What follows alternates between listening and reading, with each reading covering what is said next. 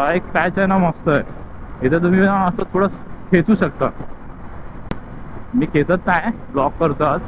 A few moments later.